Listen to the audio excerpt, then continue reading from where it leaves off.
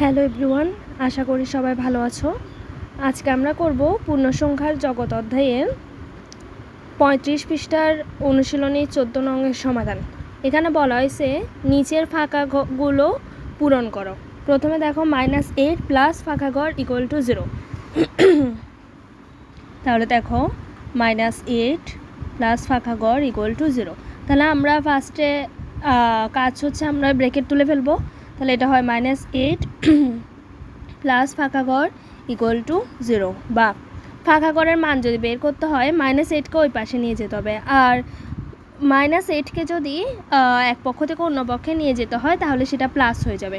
তাহলে এই পাশে ফাঁকা ঘর ইকুয়াল টু 0, -8 ওই পাশে গিয়ে +8, তাহলে বা ফাঁকা ঘর ইকুয়াল টু 8। তার ফাঁকা ঘরের মান হচ্ছে 8। এবার খ নাম্বার দেখো, খ নাম্বারে বলা হয়েছে 13 প্লাস ফাঁকা ঘর ইকুয়াল টু 10। 13 প্লাস ফাঁকা ঘর ইকুয়াল টু 10। তাহলে বা আমরা যদি ফাঁকা ঘরের মান বের করতে হয় 13কে ডান পক্ষে নিয়ে যাব, তাহলে 10 মাইনাস 31 ওই পাশে যেহেতু প্লাস এই পাশে এসে মাইনাস হয়ে যাবে। তাহলে 10 - 13 মানে এখানে দেখতেই পাচ্ছ যে বিপরীত চিহ্ন, আর বিপরীত চিহ্ন হলে আমরা জানি যে বিয়োগ হবে। তাহলে 13 থেকে 10 গেলে হয় 3, এবং যেহেতু 13 বড় ওর আগে মাইনাস আছে তাহলে এখানে মাইনাস বসবে। গ নাম্বার দেখো, এখানে বলা হয়েছে 12 প্লাস -12 ইকুয়াল টু ফাঁকা ঘর।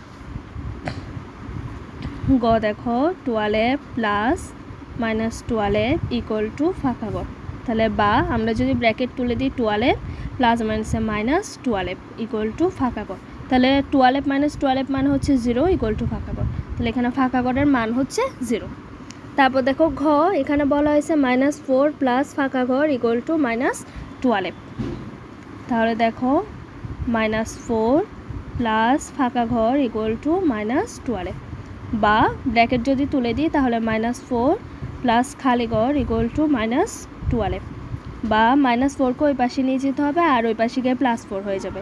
তাহলে ওখানে -12 + 4, আর যেহেতু বিপরীত চিহ্ন তার মানে এখানে বিয়োগ হবে, তাহলে হয় 8।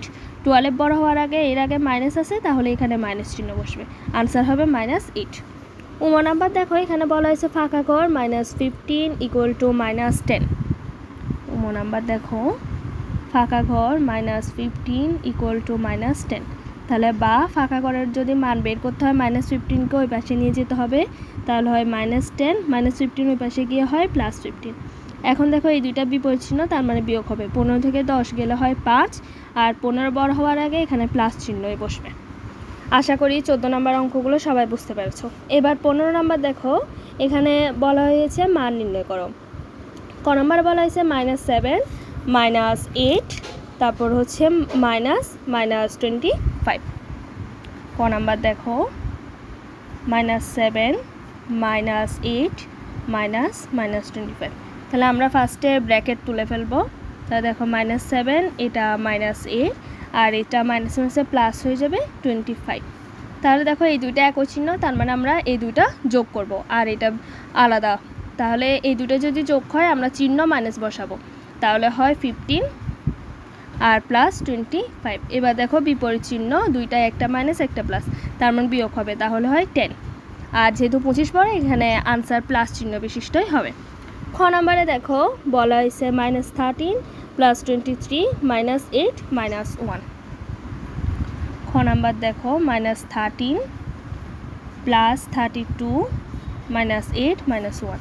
তাহলে আমরা যদি ব্র্যাকেট তুলে দিই তাহলে হয় -13 +32 -8 -1।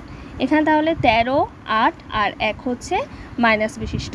তাহলে এই তিনটাই যদি আমরা যোগ করি মাইনাস বসবে এবং যোগফল হবে 22, আর হয় +32।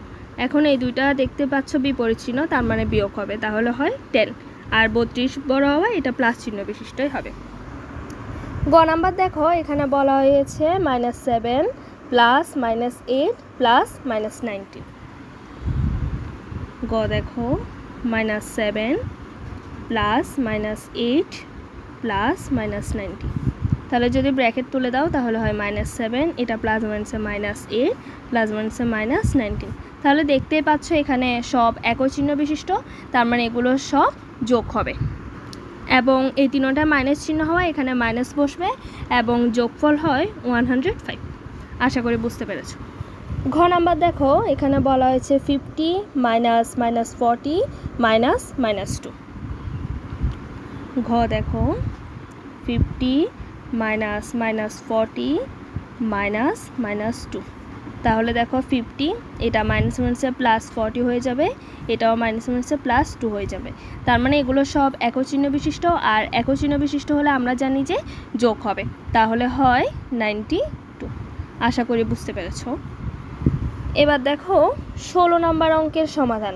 দেখতে পাচ্ছ 16 নম্বরটা এখানে একটা সৃজনশীল, যার উদ্দীপক হচ্ছে a = -9 + 4 + -6 এবং b = হচ্ছে 7 + -4। ক নম্বরে বলা হয়েছে b এর মান নির্ণয় করো। তাহলে দেখো ক b = দেওয়া ছিল 7 + -4। তাহলে যদি ব্র্যাকেট তুলে দাও 7, এটা প্লাস মাইনাসে -4, আর 7 - 4 মানে হচ্ছে 3।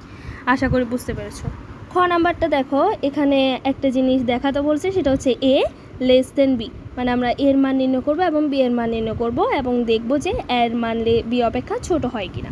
তাহলে দেখো খ এর সমান হচ্ছে -9 + 4 + -6। এবার যদি ব্র্যাকেট তুলে দাও তাহলে হয় -9 + 4, এটা প্লাস মাইনাসে -6। তাহলে দেখো 9 এবং 6 একই চিহ্ন বিশিষ্ট, তাহলে এই দুটো যদি যোগ করি আমরা তাহলে হয় 15 + 4। আর -15 + 4 মানে হচ্ছে এটা বিপরীত চিহ্ন, তার মানে বিয়োগ হবে। আর 15 যেহেতু বড়, চিহ্ন মাইনাস বসবে এবং হয় 11। আর আরেকটা হচ্ছে বি এর মান, যেটা আমরা কতে পাইছিলাম।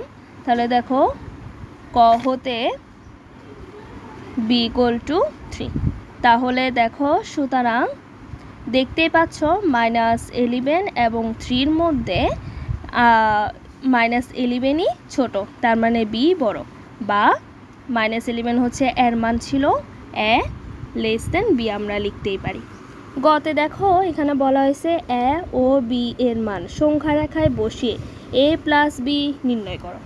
তাহলে দেখো গ a ও b এর মান আমরা খ হতে a পাইছিলাম, খ হতে a সমান পাইছিলাম -11 এবং ক হতে b সমান পাইছিলাম 3। তাহলে দেখো সুতরাং a + b মানে হচ্ছে এর জায়গায় হচ্ছে -11 প্লাস বির জায়গায় হচ্ছে 3। এটা যদি এবার আমরা সংখ্যা রেখায় বসাই তাহলে মান আসবে, দেখো এই দিক থেকে আমরা 0 শুরু করব, 0, দুঃখিত, আমরা যদি এখানে 0 দিই, এখানে -1 -2 -3 -4 -5 -6 -7 -8 -9 -10 এবং -11 অবধি যাব। আর এদিকে হচ্ছে 1 2 3 4 5 অবধি গেলাম। তাহলে আমরা প্রথমে দেখো -11 যেহেতু ঋণাত্মক, তাহলে আমরা বাম দিকে যাব, 0 থেকে ফার্স্টে আমরা -11-এ আসব, তারপর আবার বলছে +3, তার মানে ডান দিকে আমরা 3 ধাপ যাব। তাহলে হয় 3 ধাপ গেলে দেখো কি হয়, 1 2 3 -8। তাহলে আনসার হবে -8। আশা করি বুঝতে পেরেছো। সবাইকে ধন্যবাদ।